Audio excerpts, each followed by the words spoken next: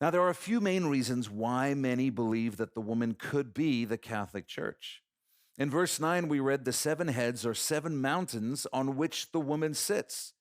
People will point out that the original Greek word translated mountains, oros, can also be translated hills. And Rome has been famously known throughout history and still is today as the city of 7 hills. In verse 18, we read, "And the woman whom you saw is that great city which reigns over the kings of the earth." People will point out that at the time John was writing, that great city which reigns over the kings of the earth would obviously be Rome. Scripture and history teach us that Babylon was the birthplace of paganism. And it's Babylon where we see some of the most enduring pagan archetypes of the ancient world emerge, specifically the concept of the feminine divine and mother-son worship. The feminine divine is essentially the concept that certain feminine traits are divine. At its root, it comes from men inspired by Satan who became sexually obsessed with women. And this is why traditional forms of the feminine divine tended to be highly sexualized in their mythology, the physical appearance of their deities, and their worship rituals. The concept comes from a desire to worship sex and is, of course, ultimately driven by Satan's desire to pervert God's design.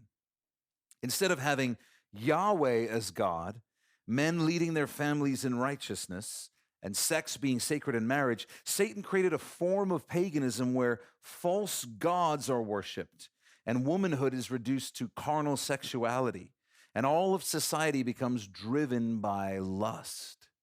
It's also in Babylon that we see a mother-son model of paganism emerge, where the feminine divine has a son and both are worshipped because of their intimate connection.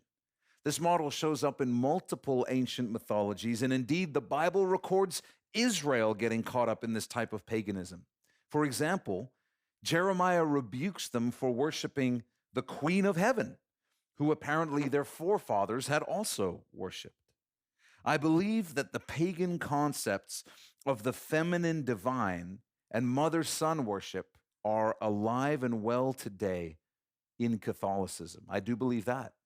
The Mary of the Vatican is not the mother of Jesus, but the Queen of Heaven. This is why Rome teaches that Mary is divine, even though the Bible does not present Mary, the mother of Jesus, that way.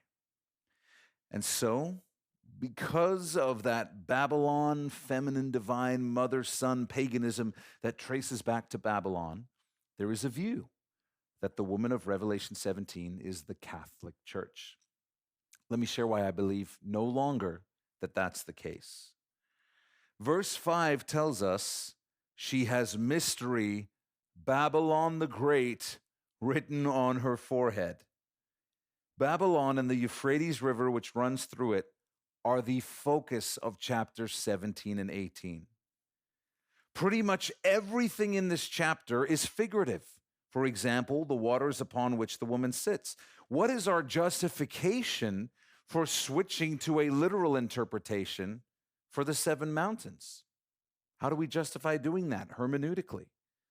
While the Greek word translated mountains in verse 9, oros, is translated as hills 3 times in Scripture, it's translated as mountain 41 times in Scripture and 21 times as mount. If it should really be translated 7 hills, it would be glaringly obvious to John and his readers that the angel was referring to Rome. It would be like me saying now, think about this. I'm going to give you a clue if you can decode it. I'm going to the Big Apple. It would be that obvious to John and his readers what city this was, if it really was meant to be translated as the city of 7 hills. And if that was the case, the angel would not have needed to preface that revelation with the statement, "Here is the mind which has wisdom," telling the reader to exercise special discernment. It wouldn't have been necessary. While the links to Babylonian pagan mythology are valid, many of the specifics that are used to draw parallels with Catholic doctrine are not verifiable. Most of them trace back to a book titled The Two Babylons, written by Alexander Hislop in 1853. For example, it was Hislop who first claimed that Easter derived its name from the ancient pagan goddess Ishtar.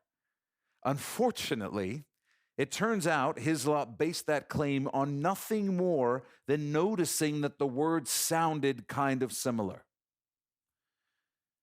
We can check the claims that authors, speakers, and pastors make about essential theology by examining the scriptures.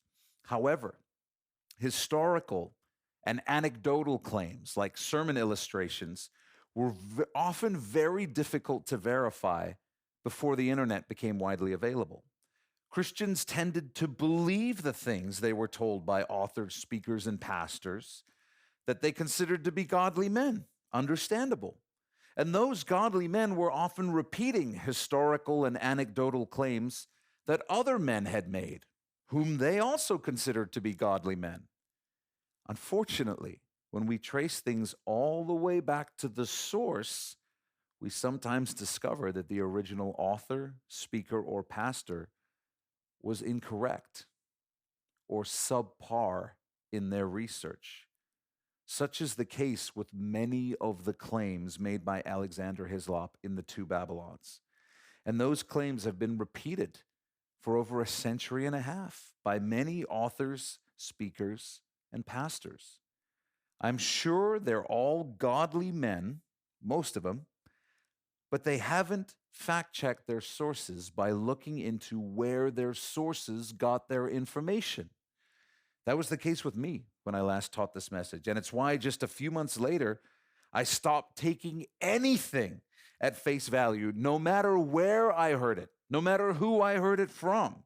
And I started tracking down the primary source on everything that I teach. To use a phrase from the internet, LFMF, which means learn from my fail. The final reason why I don't believe the woman to be the Catholic Church is because of what I shared earlier. Babylon is more than just a literal city, just as Zion is more than just a literal city. However, Babylon is also a literal city, just as Zion is also a literal city. Whenever there is a literal geographic location associated with Babylon in the scriptures, it's always Babylon. Just as whenever there is a literal geographic location associated with Zion in Scripture, it is always Jerusalem. Babylon is not literal geographic Rome, and the woman is not the Catholic Church, at least in my current view, although she is certainly part of religious Babylon.